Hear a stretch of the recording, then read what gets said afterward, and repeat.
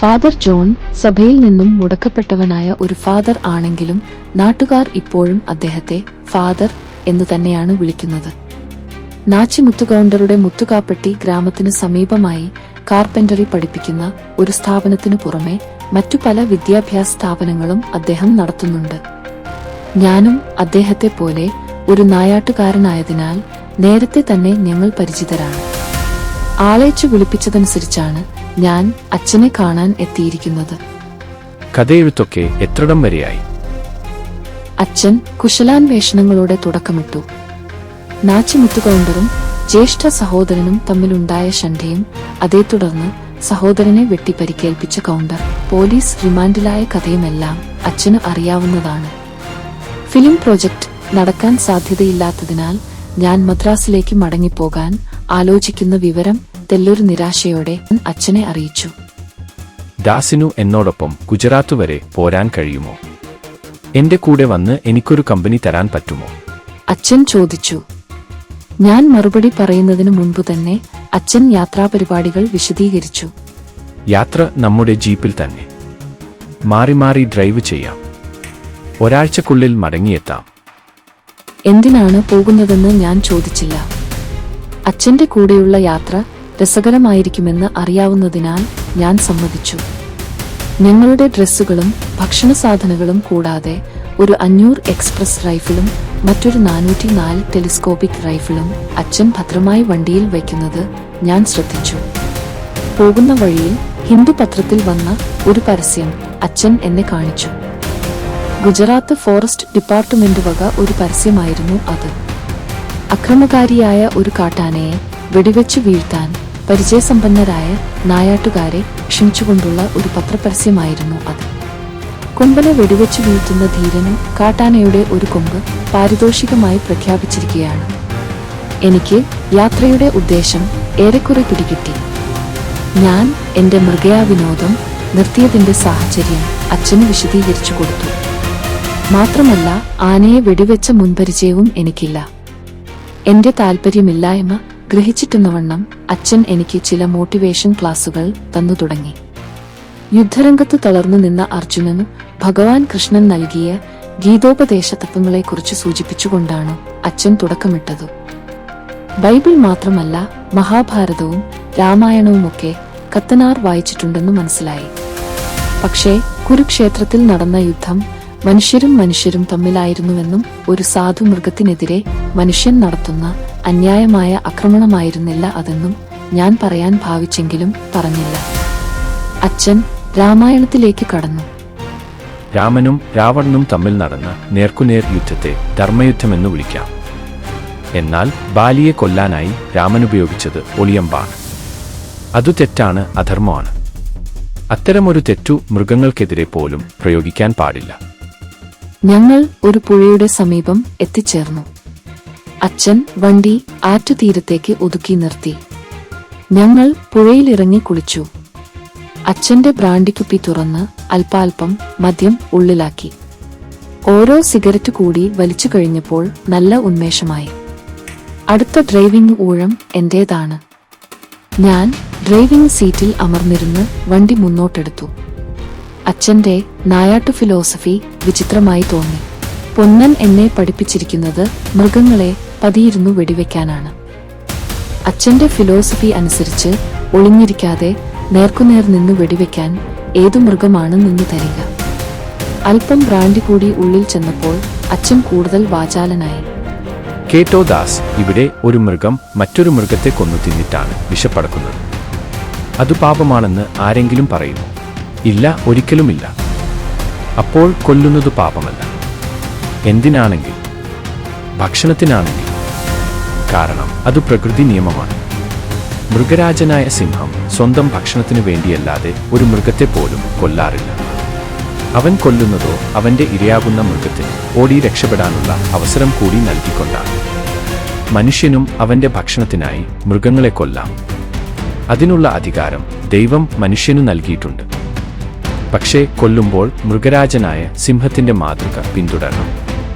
ചതിച്ചു കൊല്ലരുത്. അച്ഛന്റെ നായാട്ടു ഫിലോസഫിയും അവതരണ രീതിയും എനിക്ക് നന്നായി ബോധിച്ചു. പക്ഷേ വധിക്കപ്പെടാൻ പോകുന്ന ഈ ഗുജറാത്തി ആനയുടെ കാര്യത്തിൽ അച്ഛന്റെ ഫിലോസഫി എന്താണെന്നറിയാൻ എനിക്ക് കൗതുകമായി. കാരണം ഈ ആനയെ വധിക്കുന്നത് ഭക്ഷണത്തിനു വേണ്ടിയല്ല, ഒളിഞ്ഞിരുന്നല്ലാതെ അക്രമകാരിയായ ഈ ഒറ്റയാനെ വെടിവെക്കാൻ പറ്റുമെന്നും തോന്നുന്നില്ല. എന്നാൽ ഫാദർ ജോൺ ഒരു സാധാരണ ഫാദർ അല്ല. സഭയിൽ നിന്നും പുറത്താക്കപ്പെട്ട ഒരു ഫാദർ ആണ്. ബുദ്ധിമാന്മാരായ ഫാദർമാരെ മാത്രമേ സഭ പുറത്താക്കാറുള്ളൂ. അതുകൊണ്ട് തന്നെ എന്റെ ചോദ്യങ്ങൾക്കുള്ള കൃത്യമായ മറുപടിയും ലഭിച്ചു. ഗുജറാത്ത് ഫോറസ്റ്റ് ഡിപ്പാർട്ട്മെന്റ് അക്രമിയായി പ്രഖ്യാപിക്കുകയും വധശിക്ഷ വിധിക്കുകയും ചെയ്തു. ഈ കൊമ്പനെ നമ്മല്ലെങ്കിൽ മറ്റാരെങ്കിലും കൊല്ലുമെന്ന കാര്യം ഉറപ്പാണ്. തൂക്കിലേറ്റാൻ വിധിച്ച ന്യായാധിപനാണോ? വിധി നടപ്പാക്കുന്ന ആരാച്ചാരാണോ കുറ്റക്കാരൻ? അച്ഛന്റെ ചോദ്യത്തിന് എനിക്ക് മറുപടിയുണ്ടായില്ല.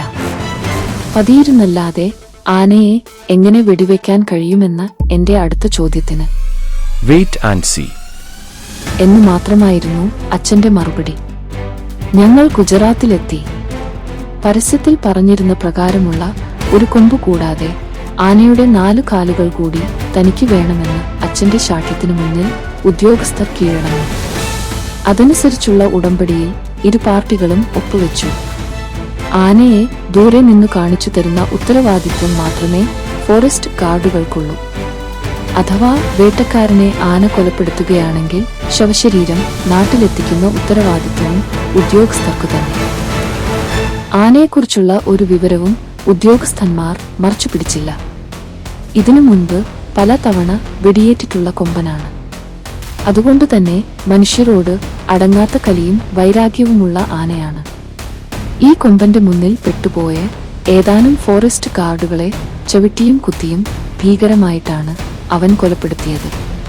ഇവനെ വെടിവെക്കാൻ ശ്രമിച്ച 2 വേട്ടക്കാരെ ചവിട്ടിക്കൂട്ടി ഇഞ്ചപ്പരുവത്തിലാക്കിയ ശേഷമാണ് അവന്റെ കലിയടങ്ങിയത്. നിങ്ങൾ 3ാമത്തെ വേട്ടക്കാരനാണ്. സൂക്ഷിക്കുക. Best wishes. സീനിയർ ഉദ്യോഗസ്ഥൻ ഇത്രയും പറഞ്ഞതിനു ശേഷം കൈ തന്നു പിരിഞ്ഞു. ഇത്രയെല്ലാം കേട്ടിട്ടും അച്ഛന്റെ മുഖത്തു യാതൊരുവിധ ഭാവവ്യത്യാസവും കാണാനായില്ല. ധീരനു ഭയമെങ്ങു എന്ന് 1ാം ക്ലാസ്സിൽ പഠിച്ചിട്ടുണ്ട്. ആ പാഠത്തിന്റെ ഒരു ക്ലോസ് ഷോട്ട് അച്ഛന്റെ മുഖത്തുനിന്നും ഞാൻ വായിച്ചെടുത്തു. 2 വേട്ടക്കാരെ കൊന്നുകൊലവിളിച്ച അപകടകാരിയായ ഒറ്റയാന്റെ മുന്നിലേക്ക് 3ാമത്തെ വേട്ടക്കാരനായി അച്ഛൻ സധൈര്യം പോവുകയാണ്. കൂടെ ഞാനും. അതാണ് പേടി. 1 പിഴച്ചാൽ 3 എന്ന പഴഞ്ചൊല്ല് ഫ്രഞ്ചുകാരനായ അച്ഛൻ കേട്ടിട്ടുണ്ടാവില്ല. ഒരുപക്ഷെ കേട്ടിരുന്നെങ്കിൽ ഒരു ചെറിയ ഭയം തോന്നേണ്ടതാണ്. എന്റെ അടിവയറ്റിൽ ചെറിയ ഒരു ഇളക്കം അനുഭവപ്പെട്ടു.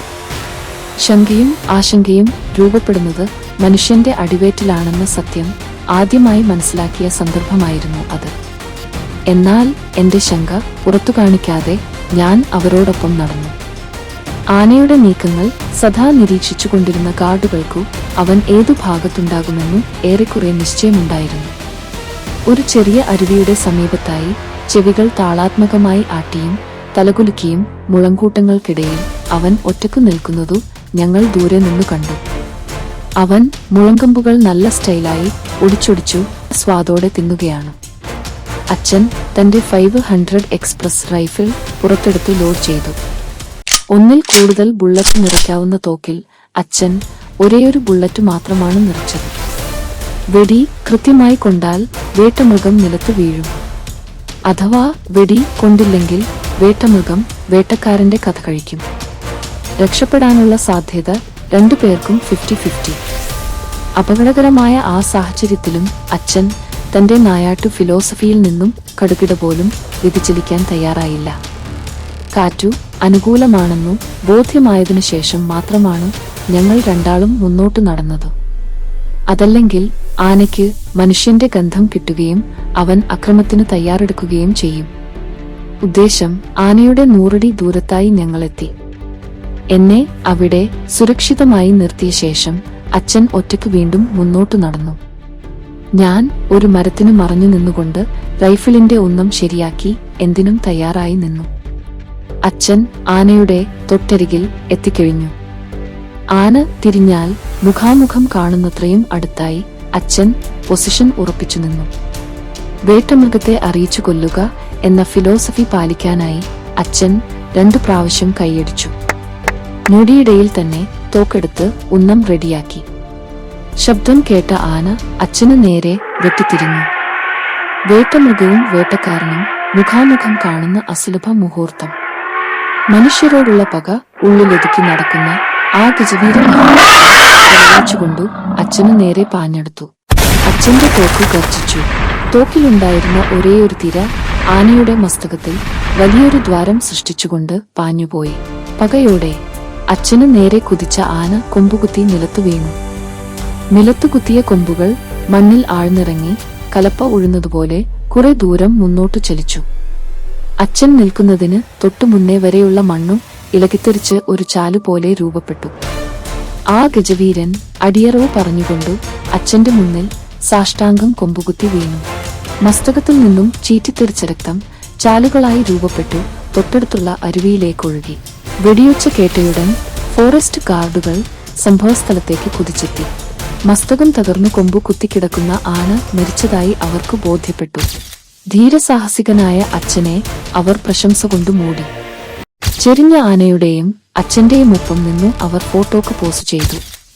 കൺമുൻപിൽ നടന്ന കാര്യങ്ങൾ യാഥാർത്ഥ്യമാണെന്ന് ബോധ്യപ്പെടാൻ എനിക്ക് അല്പനേരം കൂടി വേണ്ടിവന്നു.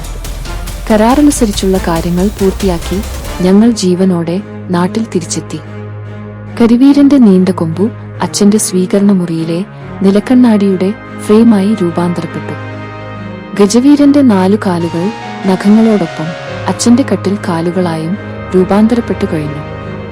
ശില്പങ്ങളുടെയും പെയിന്റിങ്ങുകളുടെയും ആരാധകനായ അച്ഛന്റെ സ്വീകരണ മുറിയിൽ താജ്മഹലിന്റെ മനോഹരമായ ഒരു മോഡൽ ഇരിക്കുന്നുണ്ടായിരുന്നു.